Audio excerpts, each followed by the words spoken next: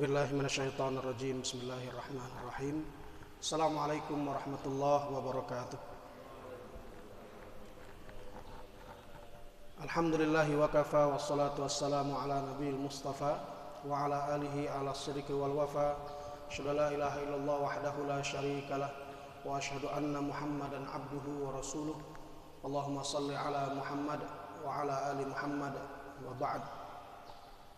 Jamaah salat subuh Masjid Darussalam yang dirahmati Allah Subhanahu wa taala. Alhamdulillah, segala puji bagi Allah. Pada pagi hari ini Allah memberikan kita nikmat. Banyak nikmat-nikmat yang mahal yang Allah berikan kepada kita di pagi hari ini. Ada nikmat sehat yang dewasa ini terasa mahal sekali bagi sebagian orang, dan kita diberikan Allah nikmat itu di pagi hari ini. Kita doakan siapapun saudara-saudara kita yang diuji dengan nikmat sehatnya, diberikan Allah kesembuhan sehingga bisa lagi beraktivitas seperti biasanya.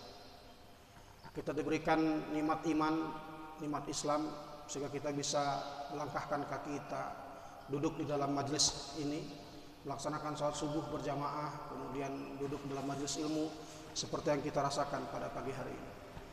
Salawat dan salam kita haturkan kepada sebaik-baik hamba Nabi kita, Nabi Muhammad sallallahu alaihi wasallam. Semoga senantiasa tercurahkan kepada beliau. Semoga kita semua tidak bosan untuk belajar tentang kehidupan beliau, lalu kemudian melaksanakan sunnah-sunnah beliau, mengajarkan sunnah beliau kepada keluarga kita, kepada tetangga kita, kepada orang-orang yang berada di sekitar kita. Dan nanti kita berharap wafat dalam kondisi itu, wafat dalam kondisi belajar mengajarkan sunnah Rasulullah SAW, sehingga kita layak mendapatkan syafaat beliau dan juga semoga layak mendapatkan surga bersama beliau insyaallah. Jemaah sekalian yang dirahmati Allah Subhanahu wa taala, di pagi hari ini, di waktu yang singkat ini, saya mengutip perkataan Imam Ali radhiyallahu anhu kepada Jabir bin Abdullah Al-Ansari, yang dikutip oleh Imam Fakhruddin Ar-Razi dalam tafsir Ar-Razi. Beliau mengutip Imam Ali radhiyallahu anhu berkata dengan sebuah perkataan. Kata beliau, qawwamud dunya bi arba'. Qawwamud dunya bi arba'. Yang akan membuat dunia ini tegak, kata Imam Ali, itu 4 hal. Ada 4 hal yang akan membuat dunia ini tegak, sehingga dunia ini akan nyaman dihuni. Orang akan merasa nyaman di dalamnya, itu dengan 4 hal. Yang pertama, kata Imam Ali, dunia ini akan tegak dengan bi'alimin ya'malu bi'ilmih. Yang pertama yang akan membuat dunia ini nyaman ditinggali adalah dengan orang alim, orang yang berilmu, yang mengamalkan ilmunya. Jadi ketika orang yang berilmu tidak mengamalkan ilmunya, maka dunia ini tidak tegak. Maka akan kesulitan orang-orang yang hidup di dalamnya, akan tidak nyaman orang-orang yang hidup di dalamnya. Karena seorang alim yang tidak mengamalkan ilmunya adalah bencana bagi dirinya dan bencana bagi umat. Orang alim yang tidak mengamalkan ilmunya adalah bencana bagi dirinya sendiri dan juga bencana bagi umat. Maka dia menjadi qawwamud dunya, kata Imam Ali. Maka siapapun yang berusaha untuk belajar lalu kemudian berproses menjadi seorang alim, yang paling penting dan bukti keberkahan ilmu yang dia pelajari adalah dia mengamalkan ilmu yang dia ketahui. Apapun ilmu yang dia miliki, maka dia mengamalkan ilmunya, sehingga kemudian dia bisa menjadi qawwamud dunya sebagaimana dikatakan oleh Imam Ali. Kalau tidak, maka dia akan masuk ke dalam surah apa yang Allah sebut dalam surah As-Saff. Ya ayyuhalladzina amanu lima taquluna ma la taf'alun kabura maqtan indallah an taqulu ma la taf'alun. Hai orang-orang yang beriman, kenapa kalian mengatakan sesuatu yang tidak kalian kerjakan? Sungguh besar sekali kemurkaan Allah bagi orang-orang yang mengatakan sesuatu tetapi dia tidak mengamalkan sesuatu tersebut. Jamaah salat subuh yang dirahmati Allah Subhanahu wa taala. Yang kedua, kata Imam Ali, qawamud dunya itu adalah bijahilin la yastankifu an ta'allumihi.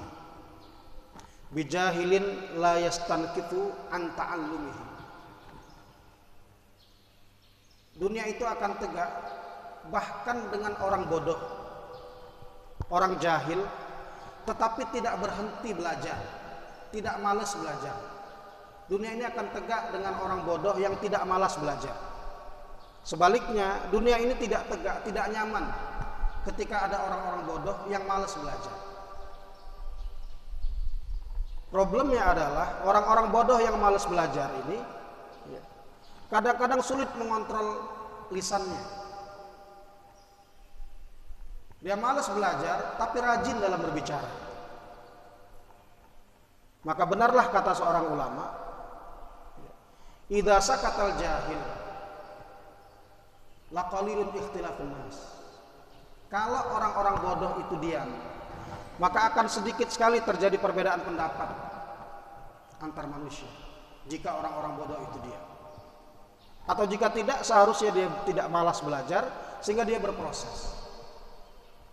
Maka kita merasakan betul banyak problem di dunia ini, salah satunya karena masalah ini.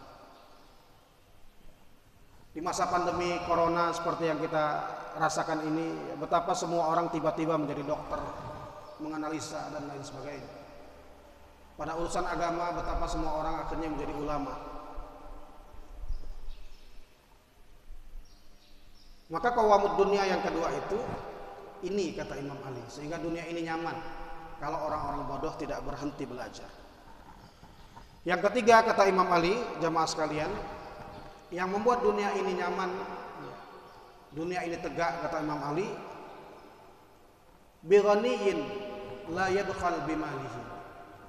Bighaniyin la yabkhal bimalihi. Dengan orang-orang kaya yang tidak pelit dengan hartanya. Orang-orang kaya yang tidak pelit dengan hartanya menjadi qawamud dunia.